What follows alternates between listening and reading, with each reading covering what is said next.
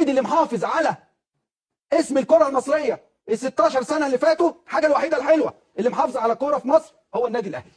والله العظيم عشان مستقر. هو الناس. انا مالي بقى مستقر ولا مش مستقر؟ الحاجه الوحيده اللي محافظه على اسم الكره المصريه ومخلياه واقف وفي افريقيا وفي كاس العالم للانديه هو النادي الاهلي فقط لا غير. بنشوف محاولات بقى، لكن النادي الاهلي اللي محافظ لك هو البالانس اللي في الكره المصريه، هو السيستم الوحيد الناجح في الكره المصريه. دي حقيقه. بس هقول لك على حاجه، اتحاد الكره اتعلموا من النادي الاهلي، اتعلموا من النادي الاهلي.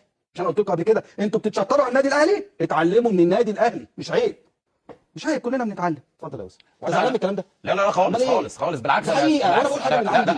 انا بايدك ليه؟ لان اساسا انت بتضرب مثل بنادي مستقر، وغير ان هو مستقر هو ماشي على نظام ما بيغيروش، بيتغير الاشخاص مع مجلس اداره كل 4 سنين او 8 سنين، ولكن نفس السيستم اللي شغال زي ما طلع معاك قبل كده خالد بيبو وطلع معاك سيد عبد الحفيظ وكل دول، كل واحد بيقول لك انا كنت باجي اشتغل على اللي شغال قبلي وما بغيرش حاجه. لو حصل في كل منظومه تنجح. ما هو ده المشروع اللي احنا بنقول ان احنا عاوزين نتعلم من المغرب والاردن.